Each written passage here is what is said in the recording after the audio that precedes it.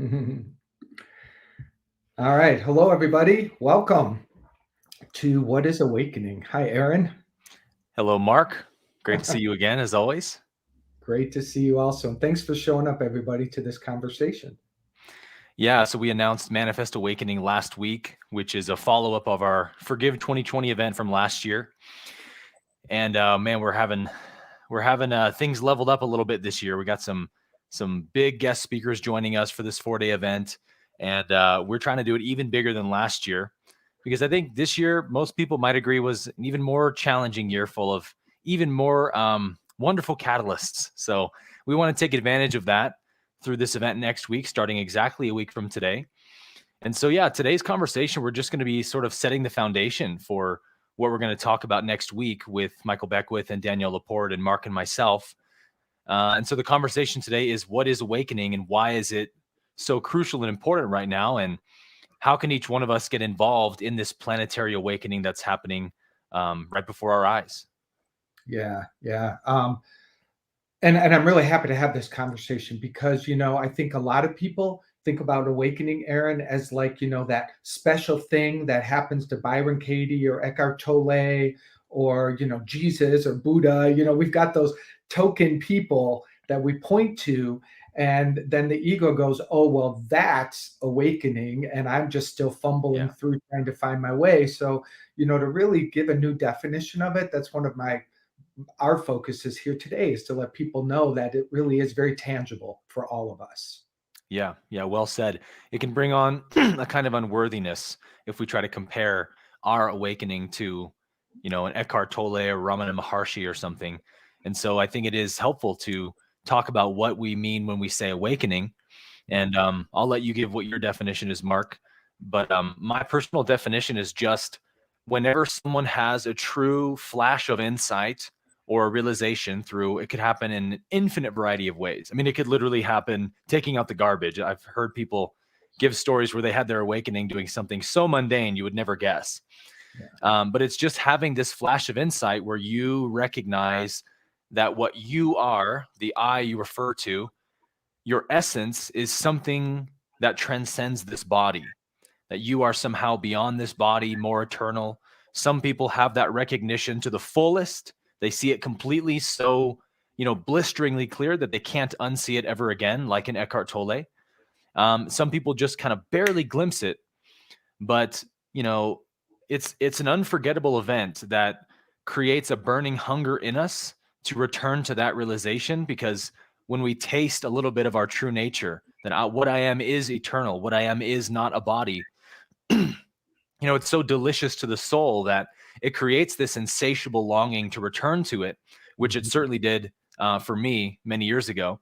So yeah, to me, that's all an awakening, a spiritual awakening is just having the realization that what I am is not just this body. Yeah. Nice. I think that's a great definition. I think my definition would be, and my personal experience of awakening is really more about like steps along a path. And, they add up to create a wonderful experience of transformation. But one step along the path may be, like you're saying, a moment of insight where you think yourself unworthy and unlovable, but you have this sudden awareness of, wait a minute, I am love. I am lovable. This is what I am. So, anytime that you have an awareness, a realization of your spiritual truth, and it is juxtaposed against releasing a lie. I thought I was unworthy. Now I really believe I'm worthy. Any shifting from a false belief to the truth, those are awakening moments that add up to Yeah, create a new experience of life. absolutely. And I talk about this all the time, that awakening it should be such an enjoyable process, Yeah. that I always use the analogy of eating a delicious steak, or if you're vegan, a vegan cake or something. Um, Eating something delicious, right? You don't want to just scarf it down in one bite. You really want to enjoy it. And sometimes, we take smaller bites of the meals we enjoy because we want to just savor every moment we can with it. And I see that as how the source feels towards our awakening, that, yes, some rare beings who are probably coming from sixth density or whatever can have a one-shot awakening. And that's also equally valid and an experience the creator wants to have. But for the vast majority of us, it seems to enjoy the process of unfolding and awakening slowly into its true nature, and having that stillness and peace of our true nature just permeate our sense of self over time, which has been more of the case for me since my awakening many years ago. So, we talked about how different things can spark an awakening, Mark. And I'd love for you to just share, like, what was it for you, and when was it that caused your awakening to sort of spark or set you off on your path?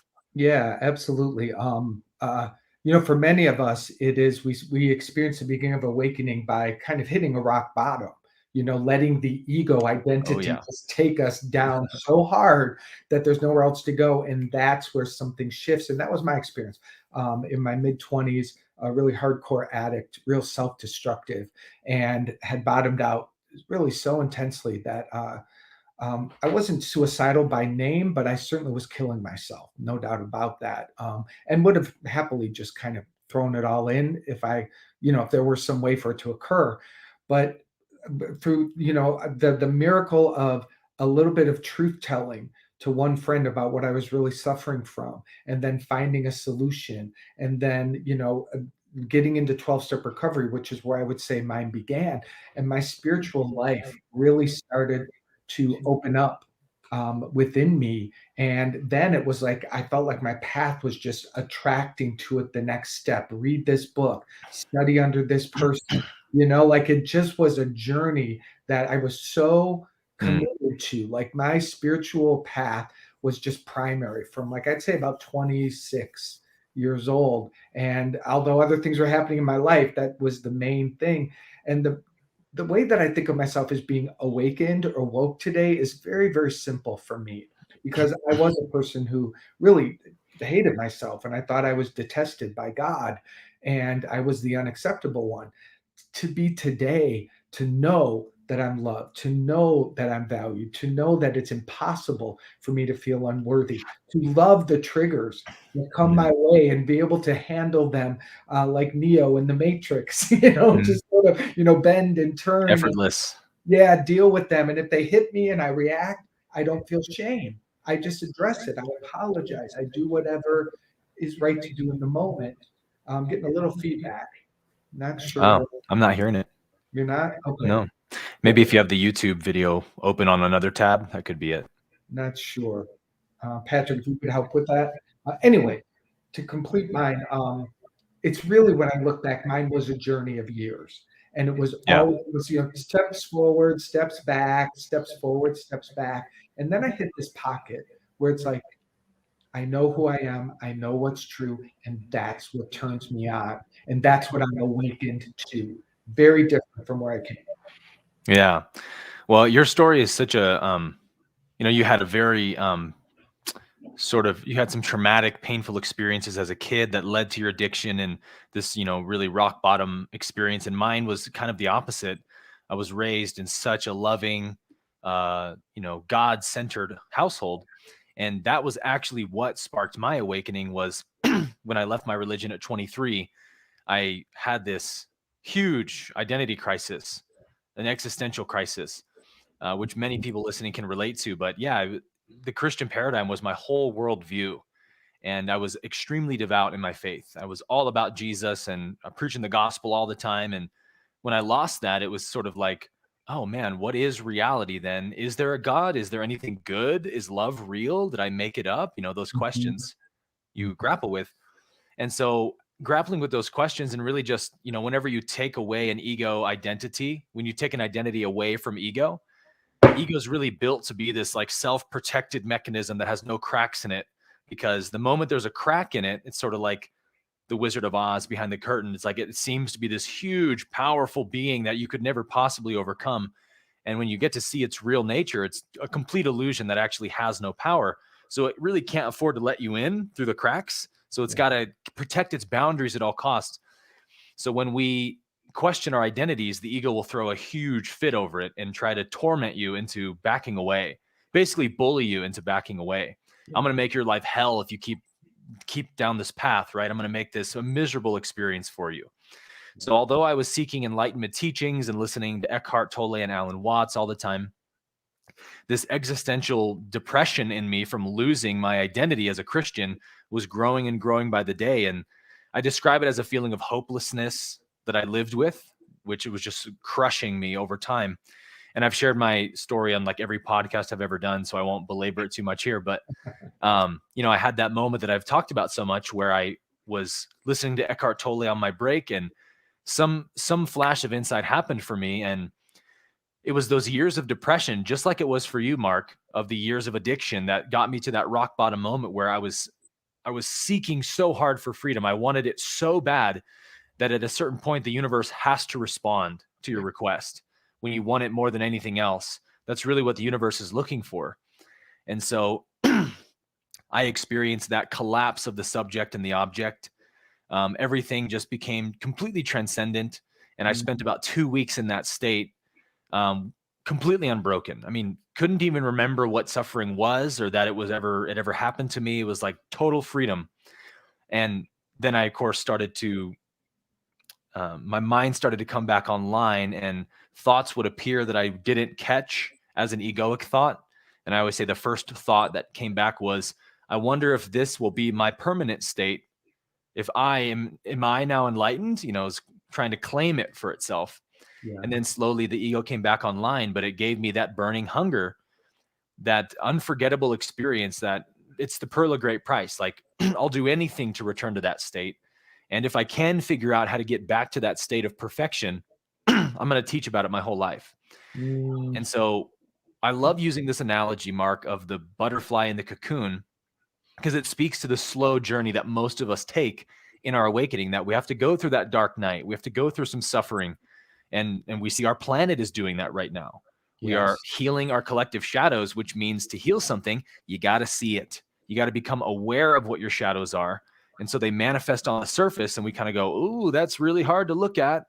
Child trafficking, all these different kinds of corruption. We don't want to acknowledge that that's happening in us, but that's the only way to heal. And so to do that collectively means we first have to do that individually. And that's really what Manifest Awakening is all about, that we can manifest awakening on this planet by taking responsibility for our own awakening and therefore raising the vibration of the planet. And so using the butterfly analogy, a caterpillar, after it eats enough food, which we could use that as a metaphor for ego, consume, identify me, my attachments, desires. It gets so fat that it says, all right, now I got to go hibernate because I'm too fat, spins itself into a cocoon. And then it, starts the transformation process. And we watch the videos of a caterpillar breaking out of the cocoon, and we say, wow, what a beautiful thing to witness, right? And it is, but from the caterpillar's experience, it's not beautiful, is it?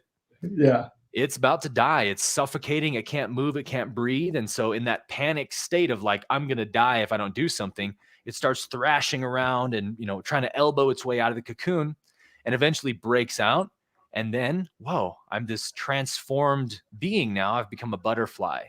It's just like amazing to me how the universe implants these little microcosms, these little examples of what the journey of evolution is all throughout nature. Yeah. And so I want to talk about this next, Mark. How can we describe the way that our personal awakenings actually do affect and heal the whole planet simultaneously? Yes. Did you have a thought on that, or you want me to? No, I'm pitching it to you. Awesome. Because I think that that's one of the ego's biggest games that it plays on us. It's like, oh, who am I? Or this isn't going to make a difference. It won't matter. But the truth of the matter is that who you are and who we all are is a magnificent presence of infinite power in the one.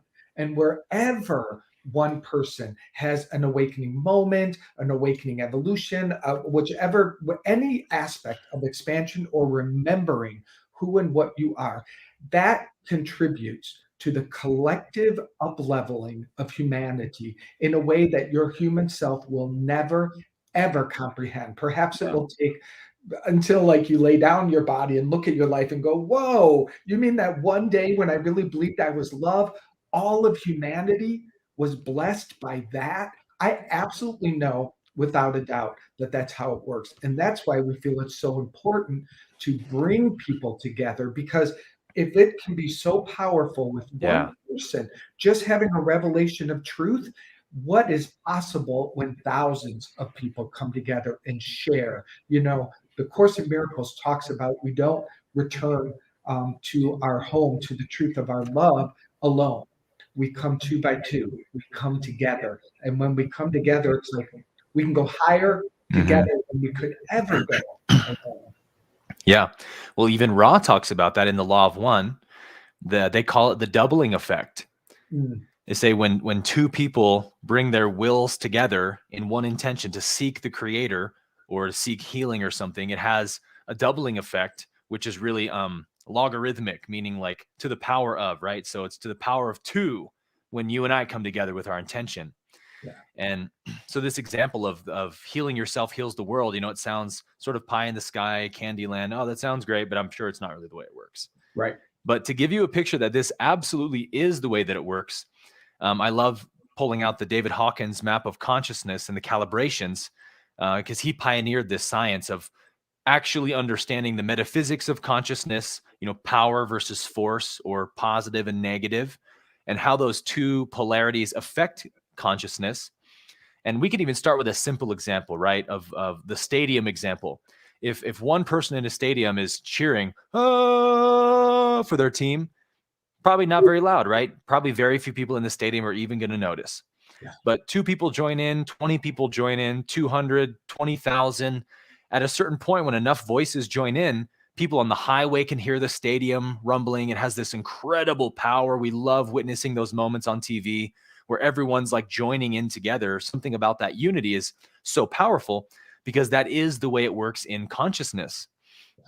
So you may not be familiar with the map of consciousness, but if you can picture a line from 0 at the bottom to 1,000 at the top, David Hawkins talks about how the 200 level is the sort of the dividing line between power and force. So Mhm. below 200 are the levels of force or forceful states of consciousness. And those are the ones we would call negative. Anger, pride, fear, separation, shame, guilt, etc. And force essentially is something that always acts against something, right? So anger is acting against something. Pride is acting against something. Fear against something. There's an other in the equation, right? I'm prideful against someone else. They're inferior to me, or angry or afraid. And those states of consciousness are very weak compared to the powerful states. Mhm. But currently, I did the calibration the other day. I think it was 78% when David Hawkins wrote it in the 80s, but now it's 71%, I believe, of the planet calibrate under 200. So are living in that forceful state of consciousness. So you hear that and you go, oh my gosh, we're doomed. So 71% of people are in the negative of state of consciousness. Well, that doesn't sound very good. But when you understand the power of consciousness at higher levels, it actually not only offsets that, but dramatically overpowers it. And so beginning at 200, that's the level of courage, which is kind of the pivotal point where you're no longer afraid to look inside of you, to dive into the inner world. Where somebody below 200, it's just pure duality, right? Yeah. Yeah. They have no concept of a higher truth, something beyond the material world. It's always victim consciousness. Um, my problems have nothing to do with me. It's all out there in the world. I'm a victim of the world I see. But above 200 or at 200, we have courage to say, wait a minute, maybe some of my problems actually are my own creation. Let me look inside myself. And then at 300, we have willingness, which is the willingness to see something for what it is, to accept it for what it is, right? Begin that healing process. When we move up to the 400 zone, that's where consciousness finally can have the realization that there is something that transcends the physical, and it's called truth or absolute truth. We call it reality sometimes. And so this is the realm where science is born, in the world of logic and reason, where we all acknowledge that there is an absolute standard for what's real and what's unreal, and we should follow what's real. So, hey, that's a really high vibrational state, but it still doesn't acknowledge the supremacy and reality of love, which happens at 500. That all truth ultimately comes from love, and all truth is pointing to love. as its fulfillment, right? So now let's talk about what happens at the 500 level. At a 500 level of consciousness, David Hawkins calibrated this as well. And if you know how to do the kinesiology muscle test that he made famous, you can verify all of this for yourself. You can feel your arm go strong when you make these statements and go weak when you make false statements. And it calibrates as true that one person, one single person who's ascended their consciousness to a 500 level counterbalances 750,000 people who are calibrating below 200. Yeah. So, whoa, that's a huge impact. At a 600 level, which is the level of non-duality or peace of mind, one person at 600 is offsetting 10 million people calibrating under 200. And a person at 700 is offsetting 70 million people who calibrate below 200. So we see that these powerful states of consciousness are exponential or logarithmic. It's to the power of, to the power of, to the power of, so that by the time we get to a very high transcendent states of consciousness, I mean, we're talking about entire countries and nations of people whose frequencies were dropping the planetary vibration, and one person's able to raise it back up and keep it stable. So that's amazing, right? And so because of that, our current planetary population, even though, again, 71% of people are still under that 200 mark, our collective consciousness calibrates at 231 right now. So we're still above that crucial 200 point because of the very few people who are calibrating at states of 500 and above. Yeah. So there's a perfect, metaphysical example that you can see that no, your awakening absolutely impacts the world, like you said, Mark, in ways you really can't even conceive of. Yeah, I love that bringing that chart forward because it's so cool and it's so clear how it explains it. You Yeah. know, I will tell everyone who's here right now, if you're here even listening to this, you can be assured that you're on that path because you would not be drawn to this conversation. So no matter how much the ego is arguing or telling you what is not working, blah, blah, blah, blah, you can just, you're here now. That thing that brought you here, that's what we're talking about. And that's what our program next week, Manifest Awakening, our 4-day event, designed to really support you to catapult and to go further in the vibration of what we're going to co-create. Yeah. Yeah. Yeah. We're trying to build some momentum here collectively that just like we did last year, take responsibility for what's manifesting in the world first inside of me. Yeah. I have no reason or right to judge any amount of corruption in the world or monopolies in the world if I have greed in me, right? That's the root of all of that stuff in the world. So it's like we take responsibility first inside of us, and then as we heal ourselves from those distortions, we're actually eliminating them from the collective consciousness one piece at a time. And there's really just a critical mass, a point that we gain where we can see we don't need 80% of people to get above the 200 mark for this planet to be moving into an enlightened civilization. Like, right. Even though the vast majority of people calibrate under 200, we're still in a positive polarization overall because of the very few of us who are on this seeking journey. And it just becomes like contagious or something, right? The more people that awaken and find empowerment, who rise above this victim consciousness that's prevalent in the world, people see that in you and they go, wow, that person seems to be so free. They're living by like a different rule set than me. And they seem to be more successful. I'd like to find out what they're doing to have that state of consciousness. And so the next question I want you, Mark, is how do we help people see that all of this pain and justice and suffering in the world today isn't the truth of what the world really is or who we really are? Yeah. Well, that's where, our passion and the organization, the program that we created, it's really focused on A Course in Miracles, because that is, as you've described, Aaron, that is a book that calibrates at 600. Its purpose is to bring us to a state of unshakable peace.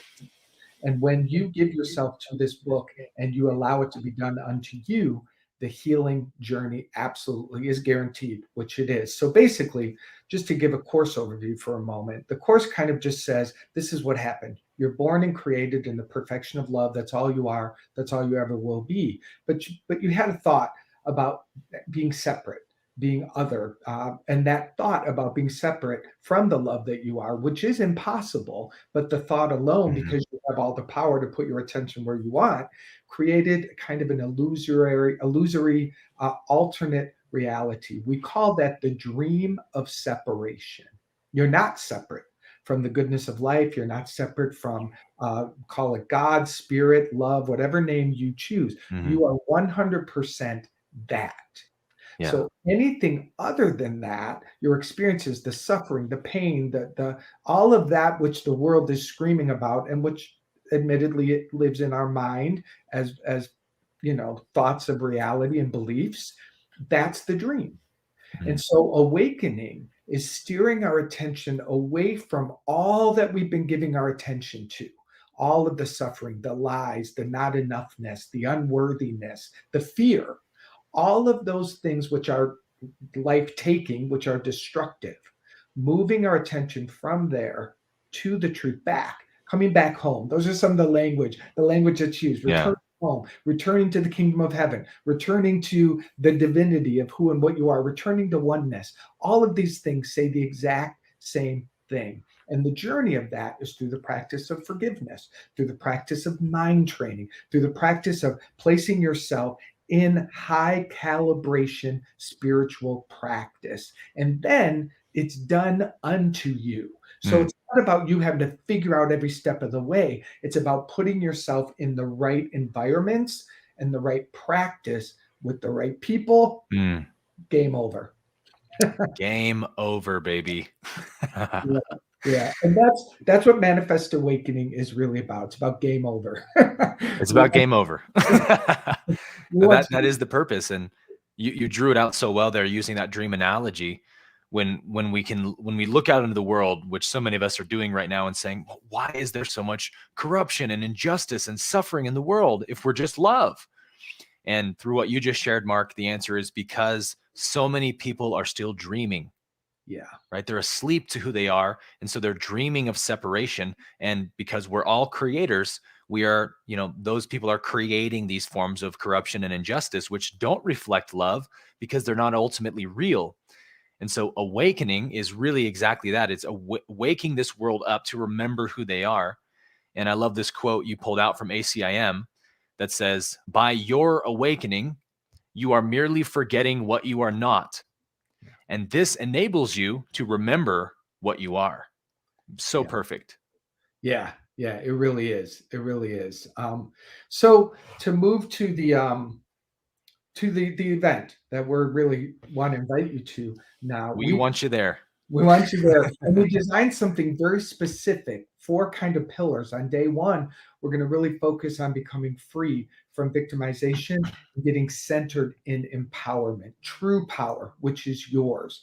Day two, we're going to look at releasing any and all belief in division or separation and getting ourselves back to the unity, oneness consciousness in you.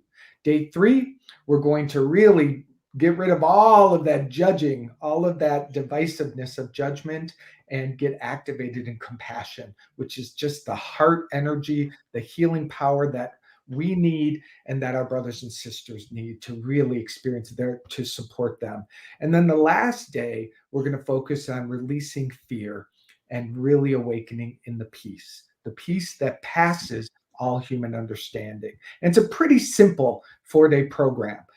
Each day in the evening before, you're going to get emailed to you the morning guided meditation, which is about 15 to 20 minutes, just whenever you can do it to get yourself anchored in the intention for the day. You'll get a mantra that's specific for that day, which is just a short statement that we really want you just looping, put it on a 3x5 card, just keep it active throughout the whole day, culminating in the evening at 8 p.m. Eastern time with Aaron and myself. And then, as he mentioned, our guest, Michael Beckwith and Danielle Laporte, who will be joining us too on certain nights, focused on really taking a deep dive into, we give you experiences of it, we'll give you practices, we'll really have that collective amazing experience. And that's also an opportunity for you to share, to ask your questions, so that Yeah. at the end of these 4 days, our prayers and our knowing for you is that you walk away going, I know who and what I am and what I'm here for. That would be such an amazing awakening. Yeah. Oh, yes. Yeah, and last year's event was so much bigger and better than we could have imagined. The impact was incredible, and we'd built kind of an amazing community of, I think, about 5,000 people joined us last year. We had a Facebook group for that, and that was just really flourishing for many months after the event. And it created a hunger for this awakening to do the work in the world through doing the work on yourself. And that's the opportunity we're trying to present everyone who's involved in Manifest Awakening this year. Is we're going to give you a 15 to 20-minute meditation in the morning to just prime you, to get you in that mode, especially on what that topic is for that day. Yeah. We're all just kind of honing in our minds and intentions on one topic at a time, again, to create the most powerful ripple effect in the collective that we can. We give you a mantra for each day that's centered around the meditation we're doing, like Mark said, and our private community is already flourishing as well. We have about 1,000 people, I think, in our community on blanking on the name, Mighty Networks. So, when you sign up, you'll get an email that allows you to join that community and start meeting and interacting with other people, which is so cool. And on the 18th of November, day 4, we are going to be reopening registration for Living the Course next year for year 2, which we know so many of you guys are excited about. Obviously, we're super excited about it. We have like 500 people on the waiting list. So don't worry, we will get to that registration at the end of the event. But first, we're going to do the work together. And man, we brought the heavy hitters this year with Michael Beckwith and Danielle Laporte.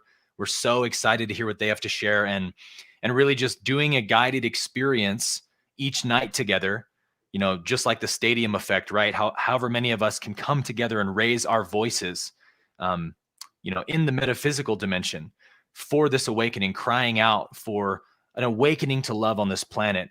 We're going to be doing some powerful guided experiences together at during the 4 days as well. So a lot to look forward to. Yeah, for sure. So please join us. Please share it with your friends.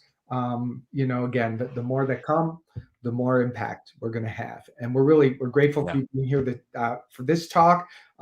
We do have a few minutes left. Yeah, Aaron, in case. We could do some questions if we want. Yeah, if anyone has a question specifically about the event that maybe we didn't explain well enough, or if there's something else on your mind and heart that you'd like to move forward, we'll do our best. And if you guys are, while we're waiting for questions to roll in, if you're passionate about this, you want to help Manifest Awakening, you want to do your part, one of the best things you can also do is put this on other people's radar. Anyone who's into this journey of self growth and spiritual growth, who wants to be a part of something like this, please send them the link, send them this video, put this on their radar, because again, like Mark said, the more people we get together, the more powerful effect we can create. And that's really the whole purpose of the event. Yeah, for sure. Any other thoughts or questions? Do we have a question box, or do they just type it in the chat? I think they just type it in the chat. Is that correct, Patrick? We're on StreamYard now, so like Zoom, StreamYard, YouTube. Yeah. The time frame, are those figured out? The time windows are large, and I'm not sure when to be available. Thank you, Tanner. Oh, and by the way, someone else posted, love to be a part of it, but I can't. By the way, if you register, it's not about having to be there live.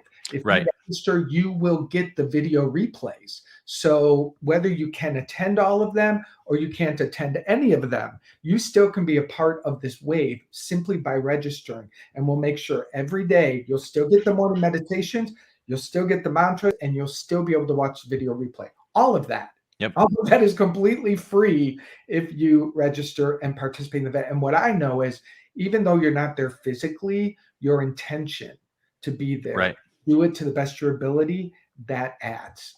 There's no time in the spirit, right? Right. So the only thing that we're doing live in the 4 days is Monday through Thursday in the evening at 8 p.m. Eastern time for about an hour to an hour and a half, where we will do the key teaching, we'll answer your questions, and we'll really deep dive into the focus for the day. Yep. So 8 p.m. Eastern time is really the time that you want to see if you can carve out of your schedule in the day to be with us. But again, if not, register anyway and then do it on your own time. We still welcome you. You can still join the Mighty Network's private community. You Yep. can still participate and see what other people are sharing. Last year during the Forgive 2020, we had such an active page where people were really sharing and asking Yeah. questions, having breakthroughs. And Aaron and I will be there during the day watching and responding and participating there. So there's lots of ways to really put your life into this container for 4 days and watch what happens. Well said. We have people all over the world, all over the globe joining this. So we understand there are some limitations around time zones and all that. So that's why we wanted to make sure no matter what time zone you're in, even if you can't join the live, you can watch the videos any time of day you want and do the meditations first thing in the morning, just as if you're joining the live. Yes, 11 p.m. in Denmark. That's not too late. That's not too bad. Yeah, yeah, awesome, awesome. Seeing a few questions. I saw one. This is from LL. I just want to acknowledge you because I think I think a lot of people can relate to this. And you said, no matter how much info I ingest about this material, I don't feel like I can have this love, abundance, and peace. I'm not sure how to break out of this and allow. It's like I don't have trust. And number one, I just want to honor you for writing that and for bringing that forward, because I imagine that takes courage, which is at level 200. So you're moving in the right direction. Yeah. And I imagine a lot of people can relate to this. So Mhm. that's why I'm also glad that you bring it forward. This is where my experience, this is why I believe being in spiritual community, being with other people has Mm. helped me tremendously Yeah. because I read all the books and I would backslide and doing it alone just me with myself for a good stretch of time was just not good company. And those demon thoughts and like it's not for me, it won't work for me, which I came to realize was my way of kind of making myself special in the negative. I'm so special that it's not going to work for me. I had to really take a look at how the ego was really playing the negative approach on me to make Yeah. me separate. But the truth is, just showing up, it begins to shift. I've had all those thoughts that you mentioned, and they really shifted by being with people, being in community, practicing together, just showing up and letting it be transformed inside of me. And when I look back, I'm like, where did it go? I don't, I don't know, and I don't care. Yeah. And I don't know. And I don't care. But I really feel free from that very thing you mentioned. I promise you that. Yeah. Yeah. This is the spiritual path. It's what we are is not, it doesn't require any effort. It's so natural. It's so close to you that it's hard to see it sometimes because we have so much noise abstracting our experience of what we are. And so the spiritual journey is really just about continually surrendering what is false every day, letting go of what is unreal, forgiving, and what is real, what is true about you, which is love, will just naturally be there. Like Mark said, it was just there when the illusions were gone. I don't know where the illusions went, but I'm glad they're gone because now I can experience what I really am. So if you're not experiencing what you are yet, if you say, well, I don't experience this love you talk about, ego will try to use that as evidence to say, see, because you're unworthy of it. You don't deserve love. That's why you're not feeling it. If you deserved it, you'd feel it. And it lies to us this way. But I like to use the analogy of remember that scene in the Matrix? I think it's like the third movie where Neo walks into that white room surrounded by TVs where he gets to talk to the architect and he's like, oh, there's been a million Matrixes before this one. Mhm. Imagine if all those TVs had white noise playing at the same time. You know how absolutely, deafening that would feel.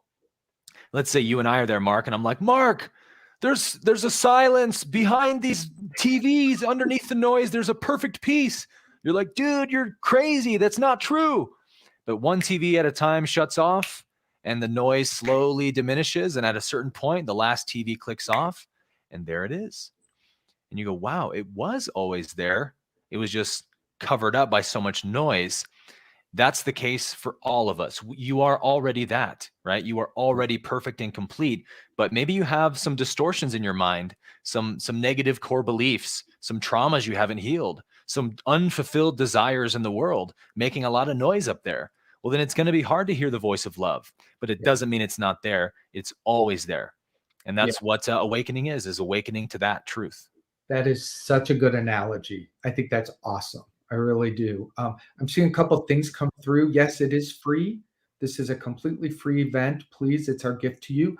To be very candid, we will be selling at the end of the event, or we'll be inviting you to join us for our paid program, which starts in January. But that will simply be an invitation, and you can join it or not. Like, we're not attached to you being a part of it. We'd love for you to join us when you hear about it. But if it's not a match for you to do, then just do this event and let this be a gift to you from us. So please know that.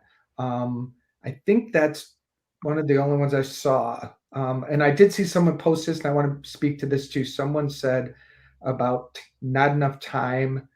Time is our biggest obstacle, illusions, when there is no time. I don't know where they're getting at, but I'm going to go to this to say, it's very easy to get super busy in the world and put our spiritual practice in the back burner, put these kind of invitations aside. But honestly, I just want to speak to you truthfully. What that's really doing is just saying yes to another round on a suffering wheel. Yeah. And if you need another ride, then go around again. But No and shame then in that. no, there's no judgment. I've probably ridden it more than everybody here. I don't know. It's fine. But wherever you are, if you're at the awakened state, join us and elevate everyone here. If you're just a beginner, make the time. Make the time, because what I've come to realize, and this is a big paradox, when I give my time to my spiritual practice and my devotion, everything else needs less time and it works Yeah. better than ever. It's like, it's crazy how that works. And it's true. Yeah, 100%. Every effort that you make for your own awakening is responded to by the universe, is Yeah. noticed by the universe. So when you say, "Okay, I don't have time to meditate as much as I want, so I'm just going to wake up an hour earlier each day because meditation is important to me. My spiritual development is the most important thing to me.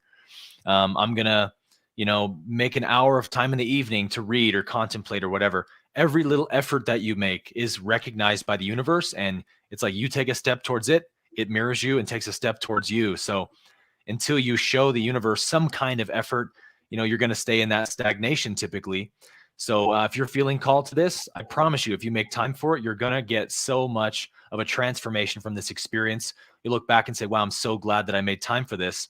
But the making time, the universe can't do that for you. That's got to be up to you and your free will. Yeah. Yeah. So again, thank you for joining us here. Thank you for being a part of this conversation. We hope that this inspired you to join us next week. Again, totally free. You can come to what you can. You'll get all of it for your enjoyment if you can't be there. And we'd love for you to be a part of it, and we'd love for you to share it with your friends. Yep. It's going to be amazing. Can't wait to see you guys there. Indeed, indeed. All right, everybody. Peace and love. We Thanks, will see Aaron. you next week. Yes.